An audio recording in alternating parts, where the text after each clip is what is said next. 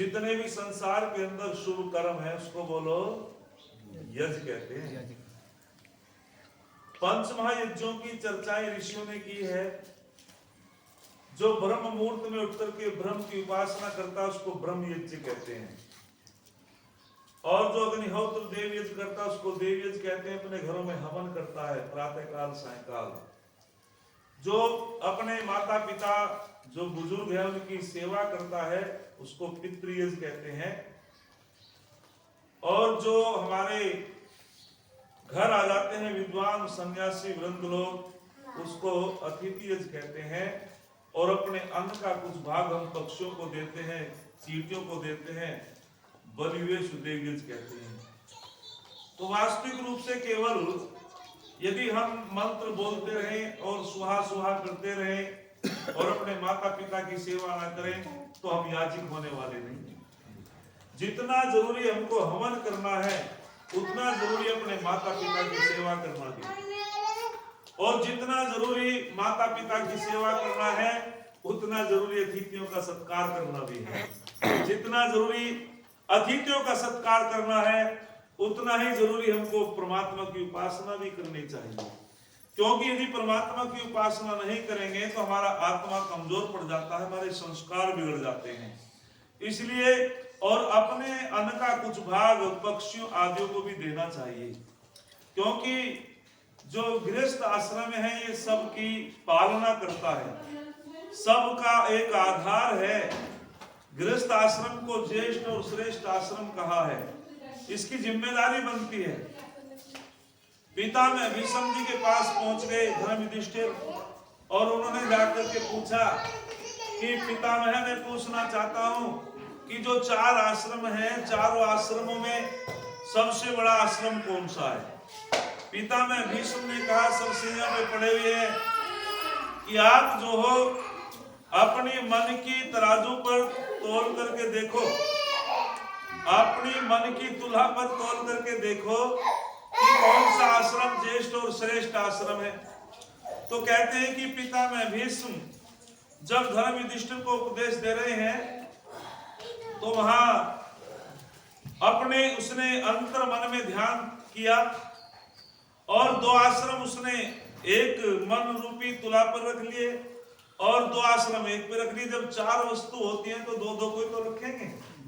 तो धर्म युधिष्ठिर ने ब्रह्मचर्य आश्रम को और गृहस्थ आश्रम को एक पलड़े में रख लिया और वानप्रस्थ आश्रम को संन्यास आश्रम को एक पलड़े में रख लिया और फिर मन रूपी तुला में तोल करके बताया, अंतर ध्यान होकर के बताया कि पितामह एक पलड़ा झुका हुआ है। बोले कौन सा?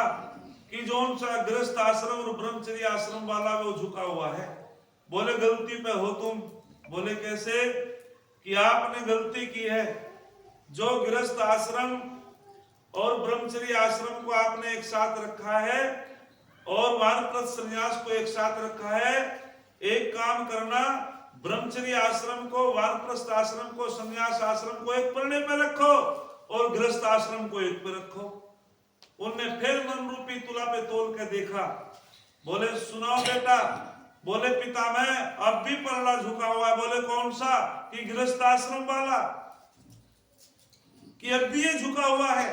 तो तब पितामह भीष्म ने कहा था गृहस्थ आश्रम ज्येष्ठ और श्रेष्ठ आश्रम है, क्योंकि इसी से वानप्रस्थी निकलता है, इसी से सन्यासी निकलता है और इसी से ब्रह्मचारी निकलता है।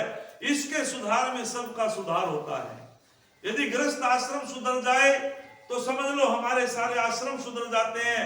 यदि गृहस्थ आश्रम के बिगाड़ में सबका बिगाड़ है।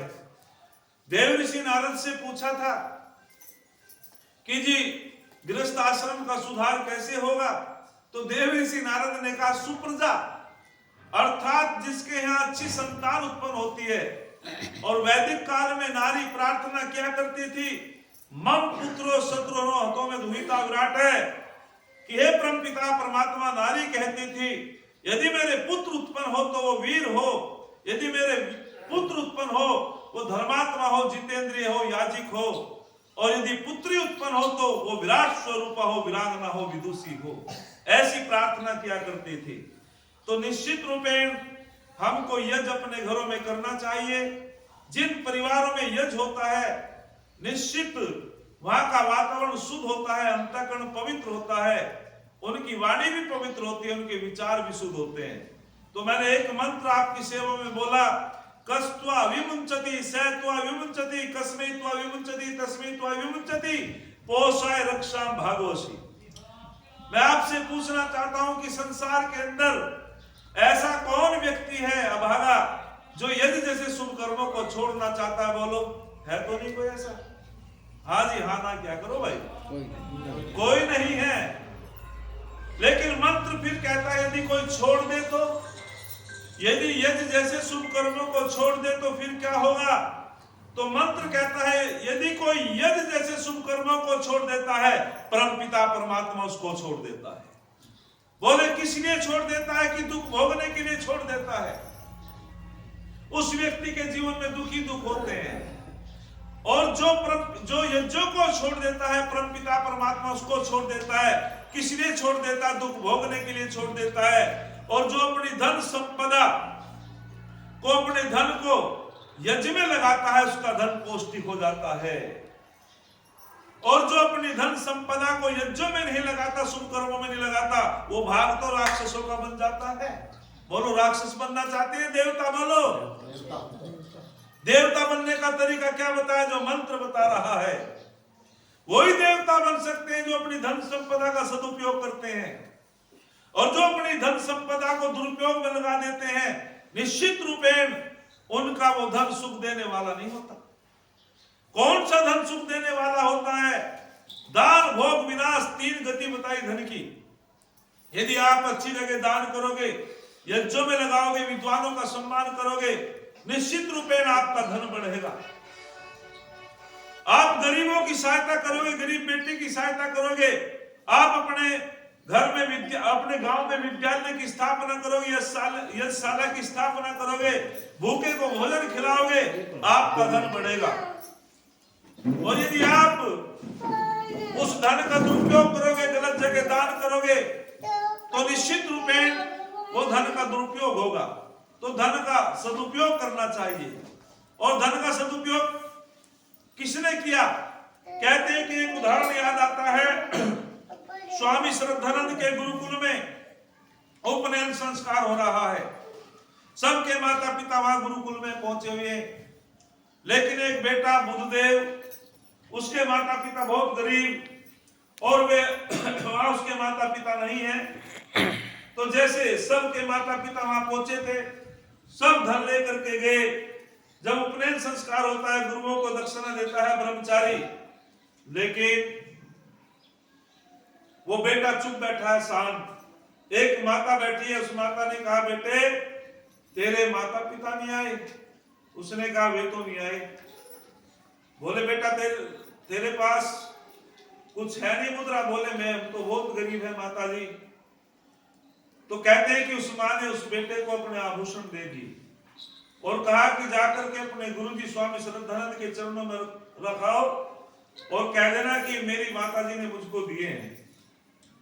निश्चित वे जो बड़े आभूषण, बड़े कीमती आभूषण थे, वो लेकर के चला गया। और जब स्वामी श्रद्धानंद को दिए तो स्वामी श्रद्धानंद को पता था ये बेटा तो गरीब घर से है और बड़े कीमती आभूषण लेकर के आया। बेटा, ये आभूषण किसने दिए? कि माता जी ने दिए। कौन सी है माता? तो कहते हैं कि माता जी पीछे बैठी थी। और जब परिचय हुआ, उसने कि आपने इतने कीमती आभूषण क्यों दे दिए? ये तो बड़े कीमती हैं, बहुत महंगे हैं। तो उसने कहा कि आप आभूषण की बात करते हो, मेरे पति ने तो उस राष्ट्र के लिए अपने प्राण भी दे दिए। मेरे पति ने तो इस राष्ट्र के लिए अपने प्राण भी दे दिए। और जो भी मैंने जीवन में, जो भी मेरे पास ये आभूषण धन संपदा थी, और मैंने सोचा इससे अच्छा अवसर क्या होगा, ये गरीब बेटा है, इस गरीब बेटे को मैं ये मुद्राएं दे दूंगी, हो सकता है आगे चल करके राष्ट्र की रक्षा करेगा, समाज की रक्षा करेगा। ये होता धन का सदुपयोग। कौन थी वो माता? वो लक्ष्मी देवी माता। जब परिचय होता है तो बताती है कि मैं पंडित लेखनाथ की पत्नी हूं। मेरे पति ने तो अपने प्राणों की आहुति दे करके अपना नाम अमर किया है। नौकरी को छोड़ करके भी देश की सेवा में लग गए थे। कहते हैं कि पंडित लेखराम का बेटा बीमार है और वो शुद्धि संस्कार में लगे हुए हैं। एक सूचना आ जाती है, घर आते हैं, पत्नी कहती है बेटे की तबीयत बहुत खराब है, लेकिन एक सूचना आ जाती है कि सारा का सारा गांव मुसलमान होने वाला है। यदि पंडित लेखराम जी आप ना पहुंचे तो सारा का सारा मुसलमान विधर भी हो गांव विधर भी हो जाएगा, मुसलमान बन जाएगा। तो पंडित लेखराम जी अपनी पत्नी की ओर को और बच्चे की ओर को देखता है तो पत्नी कहती है कि पतिदेव बेटे को मैं संभाल लूंगी, लेकिन आपको वहां जाकर के अपने भाइयों को बचाना चाहिए। एक्सप्रेस ट्रेन मुजफ्फरनगर के पास कोई गांव था और उस गांव में वो मुसलमान मौलवी शास्त्र के लिए पहुंचे हुए थे। वो वहां ट्रेन रुकती भी नहीं थी, लेकिन उस ट्रेन में बैठे और अपनी छाती से बिस्तरा लगा करके छलांग लगाई। थोड़ी मंदी हुई थी ट्रेन और उस गांव में प्रवेश किया।